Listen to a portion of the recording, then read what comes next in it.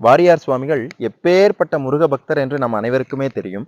அருணகிரிதான் திரும்ப வந்து பிறந்தாரோ என்று சொல்லும் அளவிற்கு அப்பேற்பட்ட ஒரு முருக பக்தர் வாரியார் சுவாமிகள்.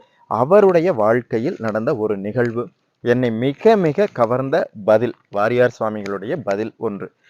அது என்னவென்றால், ஒரு முறை ஒரு நாத்திகர் கேட்கிறார் வாரியார் சுவாமிகளை பார்த்து, என்ன நெற்றியில் சுண்ணாம்படித்திருக்கிறீர்களே என்று.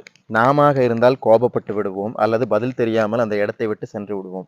ஆனால் சுவாமிகள் மிகச் சாதுரியமாக ஒரு பதிலை சொல்கிறார். குடியிருக்கக்கூடிய வீட்டிற்குத்தான் சுண்ணாம்படித்து சுத்தம் செய்வார்கள், பாழடைந்த குடியில்லாத வீட்டிற்கு யாரும் சுண்ணாம்பு அடிக்க மாட்டார்கள்.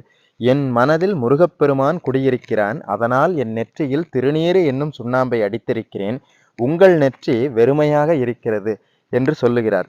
எப்படிப்பட்ட ஒரு பதில் பாருங்கள். அந்த இடத்தில் தன்னுடைய இறைநிலையை விடாமல் அந்த நாத்திகருக்கு ஒரு பதிலை கொடுத்திருக்கிறார்.